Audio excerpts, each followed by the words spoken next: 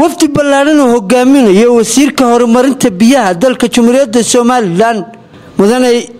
Saleebaan Yuusuf Cali Koore ay weheliyaan qaar ka mid ah xildhibaanada golaha guurtida ayaa soo gaaray magaalada Laascaanood waxaana gaareen deegaanka Tukaraq ee gobolka Sool halkaas oo kulan ballaaran kula qaateen ciidamada jiidaasi iyo waliba mas'uuliyiintooda kulankana waxa ku weeliyay maamulka gobolka iyo ka degmada Laascaanood wasiirka wasaaradda horumarinta biyaha mudane Saleebaan Yuusuf Cali Koore ayaa halkaas ka hadlay isagoo uga mahadceliyay ciidamada qaranka hawsha ay qaranka u hayaan saraakiisha ciidanka qaranka iyo dhammaan ciidanka qaranka ee Soomaaliland ee halkan jooga waxaan salaan aan kaga wakiilahay madaxweynuhu isoo faray inuu aan idin soo gaarsiiyo marka ugu horeysa salaanta madaxweynuhu isoo faray ee ciidanka inaan soo gaarsiiyo iga gudoona qodobka labaad ee aan halkan u imid waxa weeye waxaan ahay xukuumadda iyo dawladda shakhsiyaadkii ugu horeeyay ee soo gaara halkan ayaanu ka midnahay ragga yagani sababtaanu halkan u nimid waxa weeye marka ugu horeysa inaanu xogogaal idin la noqono oo aanu xaaladda idin la eegno iyo sida xaaladda guud ee dalka iyo ciidamadu bay yihiin ciidanka qaranka anigu marna waa baqayo ciidan aan xogogaal u ahay waqti fara badanna aanu soo wada shaqaynaynay waayaha iyo waqtiga iyo waaya aragnimada ay leeyihiin aan garan karo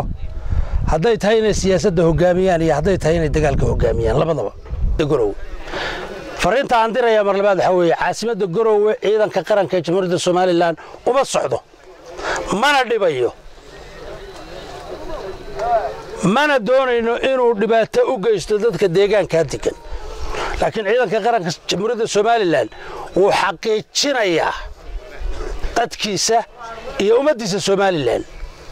iyo xuduudkeedaba si nabadgelyo wuxuuna diyaar u yahay inuu jaarka si nabadgelyo kula noolaado fariinta aan dirayaa ee labaad waa taa inta kadibna wuxuu kulan ballaaran kula qaatay odayaashii waxgaradka deegaanka magaalada Tukaraq kulankaas ay iska xog wareysteen xaaladda guud waxa ka hadlay dhammaan mas'uuliyiinta ka soo qayb gashay oo ugu horeeyay maayarka degmada Laascaanood taliyaha qaybta booliiska iyo waliba gudoomiyaha gobolka Sool maamul hore u joogay hadeena mid cusub baa yimi kullay anoo maayarkii Laascaanood waxaan ballan qaadayaa kullay Tukaraq markii hore qorshahan uguma jirin nalal soolarka cadceed ku shaqeeyay oo istiraatiijiyada laamiyada lagu xidho oo noo soo socda oo markii hore aan sii qorsheynay inaan qorshii Tukaraq ku darno oo waliba dhul kale aan ka soo jarno aan hore ugu tala galay maadaama qorshaha hore nugu jiro maamul hore haystay inaan meelaan qorsheynay oo laga saagi lahaa aan ka soo wicino Tukaraq keeno baan ballan qaadayaa odayaal aad iyo aad baa mahadsantiin in yar haddaan idinka warrano socdaalka yaga waxa ka horta inaynu iswareysano inta badan rag deegaankoodii yimi baynu inta waa wada hadlayna waana garanaynaa waxyaabaha qaar wixii aan dhaafnana inaan nagu kabtaan anaga socdaalka yaga waa iswareysi intaanu garanaynaana waxa weeyaan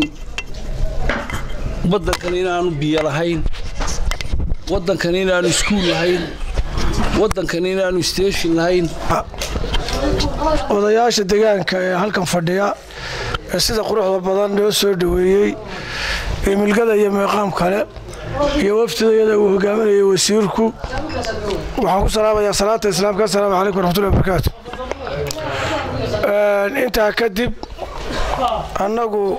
waxaan u ka hadlayaa waxa weeyaan halka isbedel baa ka dhacay siyaasadeed annaguna waxaanu qayb ka nahay isbedelka siyaasadeed inaanu xoojino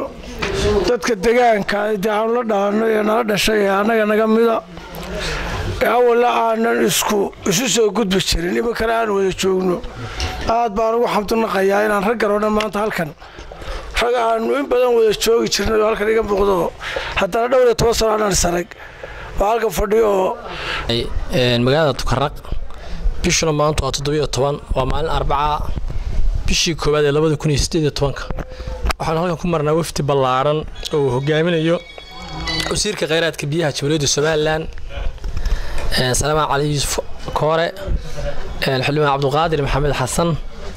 oo xildhibaan golaha wakiilada ah guurtiga Jamhuuriyadda Soomaaliland iyo xildhibaan Xasan oo isna kamid ah golaha guurtida siyaasi aadan gudoomiyaha degmada Laascaanood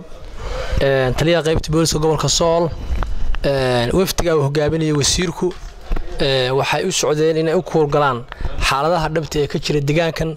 haday tahay xaaladaha arrimaha bulshada iyo amnigaba inuu ka dhageysto oo wuxuu indhihiisa ku arkay waxa kale uu ka dhageysto afka odayaasha deegaanka iyaguna ay ka waramaan baahiyaha deegaanka jira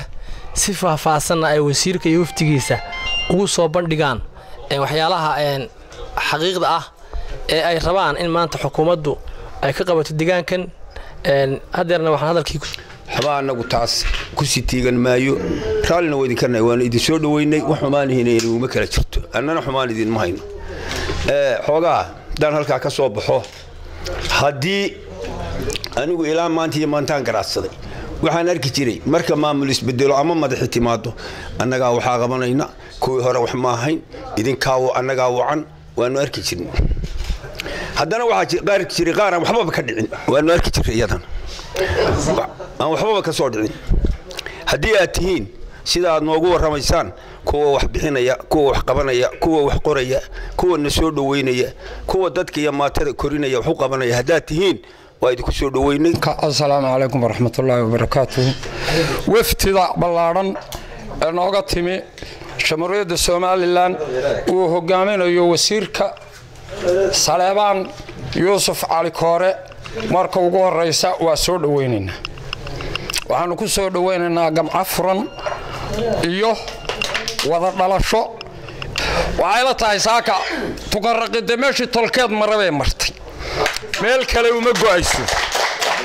meeshii tolkeed maray way martay horta meel kale uma go'ayso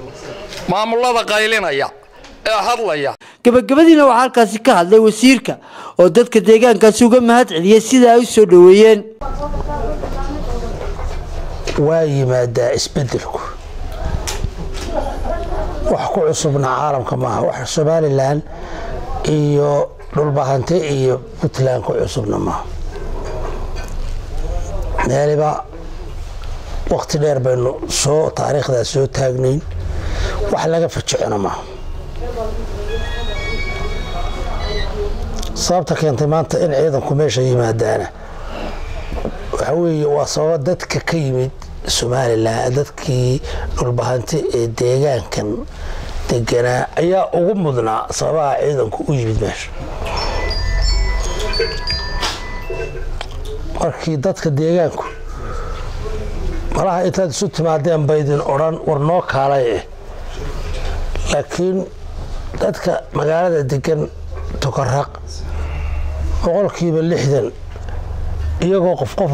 way nala soo xiriiriyeen qof kasta dib u sheeganay falaydiyada soo xiriirisay qodobada soo xiriirisay boocama soo hadlaysay barbura wadal baa soo hadlaysay cid kasta waxay sheegayeen in loo haysto culaad barqad Umar Axmed warbaahinta qaranka Jamhuuriyadda Somaliland Laascaanood